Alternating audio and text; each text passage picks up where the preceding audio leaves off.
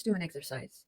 Think about a social network in which the people do not really say what they honestly think because they are concerned about what a third person may think about what they think, and that they are really scared and concerned about the opinions of this other third person.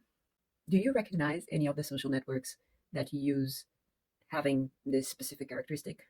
I mean, broadly speaking, many people are concerned about what other people think. But is there a specific platform in which the opinion of a very specific entity conditions how you react, how you comment, what you post in a very determinant way? I think that network exists and it's called LinkedIn. And LinkedIn, I think, has evolved from, in the early beginnings, from a job search platform into a platform where users generate content and with this very specific characteristic that I think is becoming more and more a characteristic of American corporate culture, which is to be very afraid or concerned about what the boss may think about what you post and what you think. So LinkedIn has evolved, in my view, into a network mainly for employees, not for founders, not for innovators, not for people creating some sort of movement, but for scared employees that are really afraid about what the boss lurking over their shoulder may think about what they post, what they comment, what they like and not like, and ultimately what they think. So if this kind of understanding is correct, what is the value that having this sort of network is bringing to society?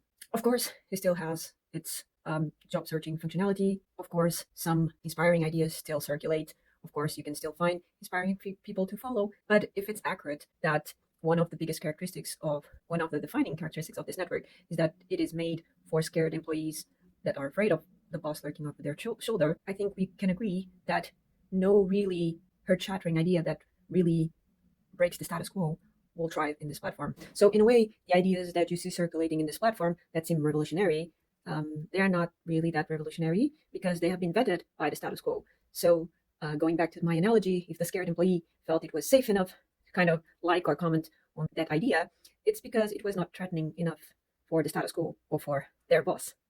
So imagine the limit that we are imposing on our ideas to change the status quo and to build a different, better future if this description is accurate, if most of the people are really scared and really afraid about what their boss will think of their posts. And imagine, even if you're going back to the previous, like the initial functions on LinkedIn, which is a job search, even if you're using kind of LinkedIn to try to understand the culture of a certain company, if people posting about that company, if they are scared employees, they will not be posting what they really think about their company. So it becomes this game of smoke and mirrors in which, like, the scared employee can even post the opposite of what he thinks about the company. Do you get what I'm saying? So this game of smoke and mirrors does not benefit society because we all benefit from knowing the truth about what's happening in the companies. So this is the reflection that I wanted to make today, is that can we consider that LinkedIn is a network mainly for scared employees? And can we think about the consequences of having such a network? Later, I'll make some comments about the mission and vision of LinkedIn and how it's acting or not acting on that mission and vision. But for now, I just wanted to ask people if they can consider that this hypothesis that LinkedIn is a network of scared employees has some plausibility. Let me know what you think.